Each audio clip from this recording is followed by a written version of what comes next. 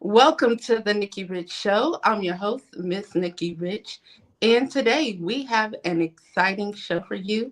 We have featured guest Bill Marler. He's going to be our guest today. We're going to be talking with him on Netflix spotlight documentary, Poison, The Dirty Truth about our food. So with no further ado, I'm excited and honored to welcome William Marler. Welcome. How are you doing?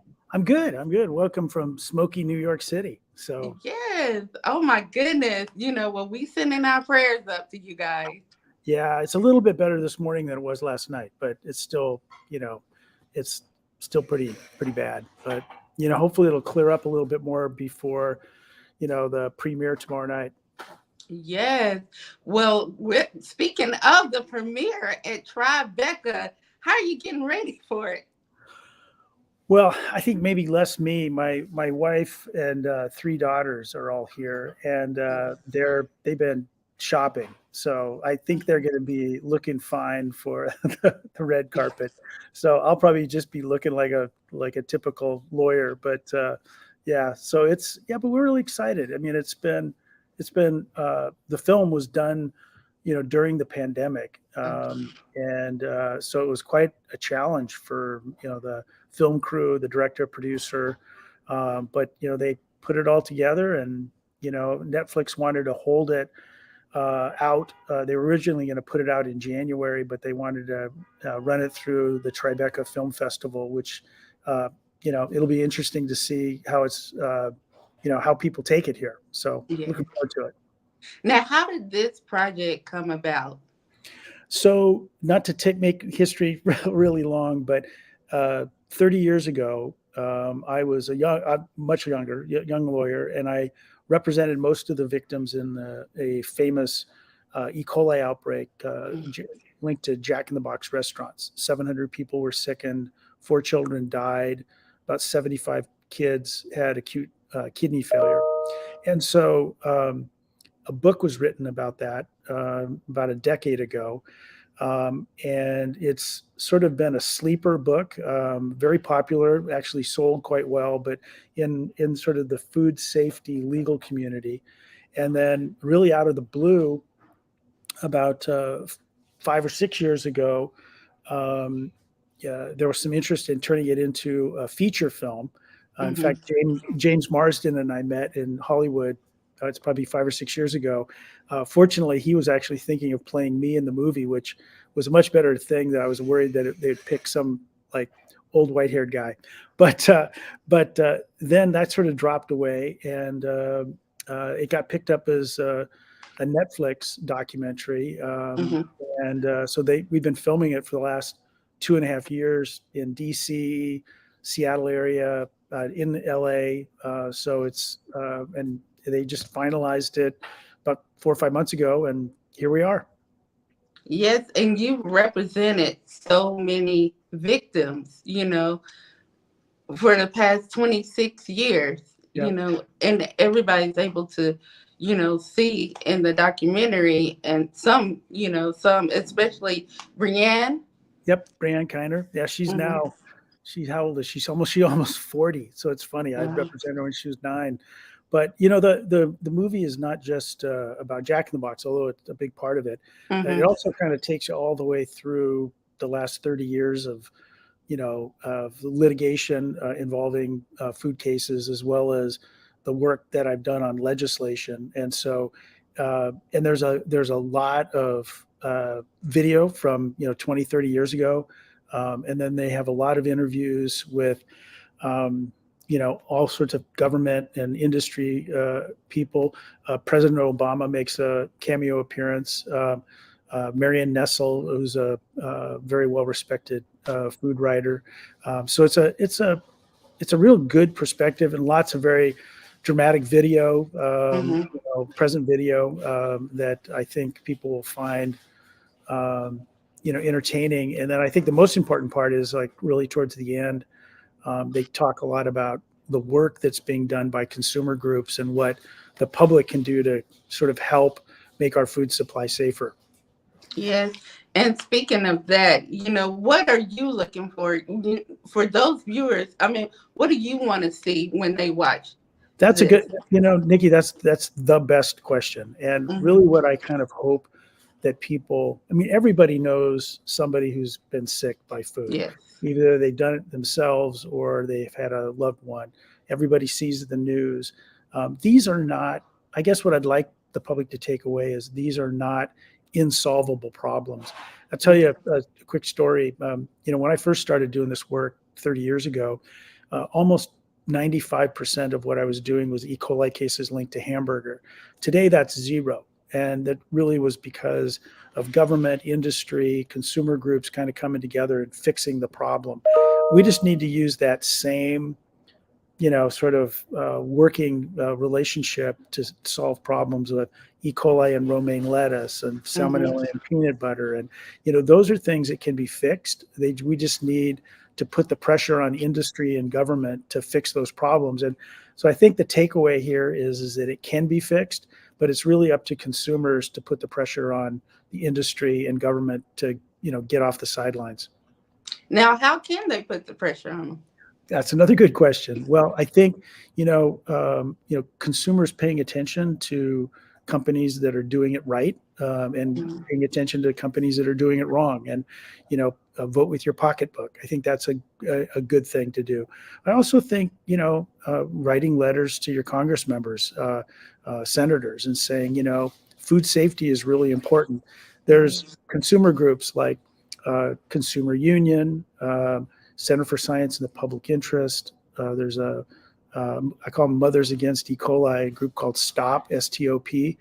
Those are groups that people can, affiliate with and join, who are working, to protect all of us. And so I think anything we can do to, hold companies accountable and hold our politicians accountable, is a really good thing. And I think, for those that watch the movie, you'll see the work that's being done, and I think that'll help people, decide, to sort of step up and help. Yes. Everybody got to go watch it. Now, Yeah. working with the producers, I mean, Mhm. how was that? Jeff Benedict, Rebecca Evans, and Ross Gerard. How was it working with them? You know, they were great. They and the director Stephanie, was really really spectacular. Hmm. I have to admit, I've never been involved in a film or a documentary, certainly one not sort of about my work. Hmm. So I was a little nervous, to be honest with you. But they made myself and my family, feel pretty comfortable, and they were very kind. And I was just amazed at the quality of the work and the in-depth work Hmm. that they did to not only just get my perspective of this, but to get the perspectives of people in government, people in industry. So I think the public will come away with this, with a sense that it was well researched, well documented, Hmm. and really a call to action on the part of consumers. Because, here's a statistic you can take away: 48 million Americans are sickened by food every year. 48 Hmm. million. 125,000 hospitalized, and there's about between 3 and 4,000 deaths. Yesterday was World Food Safety Day, and worldwide, 1.4 million people on the planet get sick every day from food.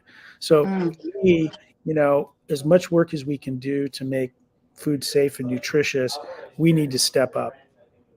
Mm, we do. We really do. Now, what are some learning experiences, I would say, that you learned in the process of filming? I think it was helpful for me to get the perspective of both government and industry. I mean, it's not that I completely didn't understand that, but I Hmm. think, the having a better understanding of, what the government can and should be doing, I think was important. And the same with the industry, the financial constraints that they feel that they're under, stockholder pressure, price of their stock. We really need to come up with some strategies that make this work not just for consumers, but also Hmm. for the food supply. So farm workers are getting paid fair. So their health care is taken care of. And, the industry, these growers and shippers are getting paid fairly for their cost of their produce so they can do it safer. The big box stores, the Costco's, the Walmarts, the Sam's Clubs, the Kroger's of the world, paying fair value for these products Hmm. allow for a safer product. So, and I think that's real important. I think the other thing I learned was, the amount of financial and political pressure put on government officials from industry, putting money in towards campaigns. And so a lot of food legislation gets kind of pushed aside because of that. So that's really where I think consumers, need to step up, being willing to pay a little bit more, a penny more, 2 pennies more for romaine lettuce that's safer, making politicians Yeah. accountable for food safety for their communities. Hmm. I think that's all of our responsibility. I say within the next 5 to 10 years, where do you see the food and food safety? So I really am hopeful that we will start to deal well with the environmental contamination. That's really Hmm. where most of the problem is. It's cattle feedlots being too close to where fresh fruits and vegetables are being grown. So there's contamination events. You have hundreds of thousands of pigs in a facility, and that their feces gets into the water supply, which then gets into our food supply. I think we Hmm. really need to start dealing with those sort of environmental problems, which are difficult, but they're not completely insoluble. So I think that's one thing. I think that's the other thing too, and I've really grown to embrace this over the last few years is, it's not just about E. coli and salmonella that can sicken you really quickly.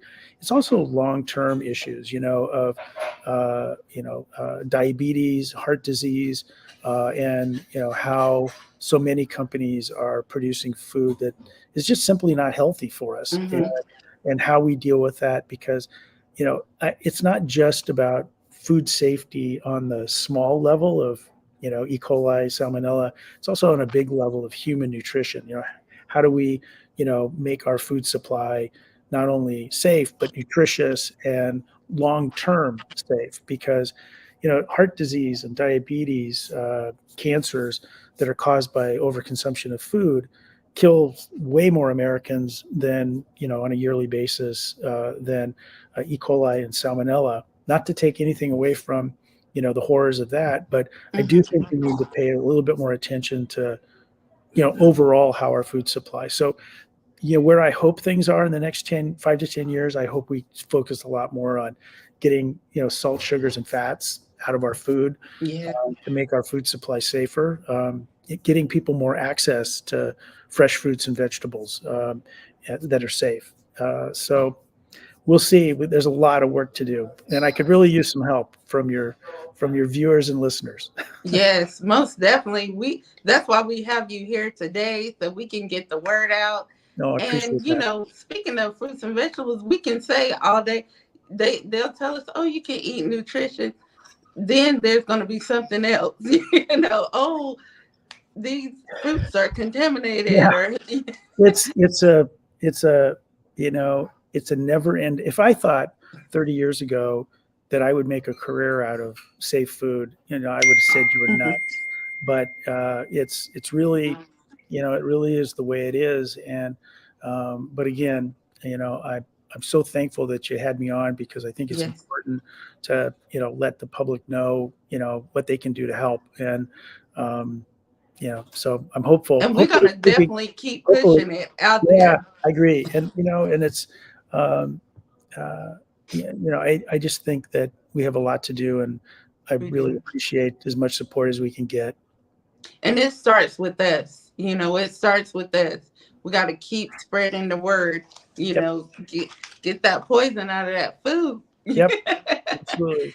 I mean, But I could tell you stories about some of the terrible situations I've been in with children. mm, Watching children, be taken off life support after an E. coli infection, or a mother, losing their child because of a listeria infection. I mean, those are seared in my brain, and I Mhm. just can't get rid of them. And so that is one of the reasons why I keep doing what I'm doing.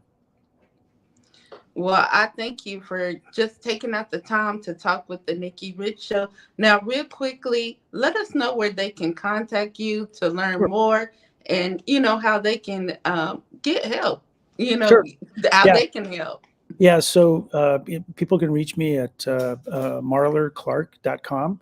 Mhm. My email's there, my phone number's there. I'm easy to find. So if people, want to give me a call or shoot me an email, and I can connect them to some of these consumer groups that are helpful, or if they, want to just talk on the phone, and I'm happy to do that. So, Yes. And Poison is set to premiere tomorrow at the Tribeca yep, Film Festival. yep. June 9th. June 9th. Yeah, it's 8:30 at night, and so I'll be walking the red carpet with my beautiful wife. And you also got a screening July as well. I do. Yeah, yeah. So the Netflix folks were kind enough to let me screen it I live on an island across from Seattle. The island is actually as big as Manhattan, except we Hmm. only have 30,000 people on it. And Wow. but we have a little, 250 person theater, and they're going to let us screen it for all, my neighbors and friends. So it should be, and it's going to be a fundraiser for our food bank, and Okay. so it should be a good event for everybody. Awesome. And real quickly before we go, tell us a little bit about the food bank, how they can, donate. Yeah, so it's Helpline House on Bainbridge Island. I think if you just Google Helpline House, they have a donation button, and I urge people to do it. It's especially during the pandemic, it's been a real source of help and relief for Hmm. many of the people, not just in the island I live on, but off the island as well. It's well utilized by the community. So any help people can give. It's Helpline House, Bainbridge Island. All right. Well, thank you again, William Thanks. Marler. Thank you for talking with the Nikki Rich Show. Have an awesome day. Thanks. You have a nice day too. You too.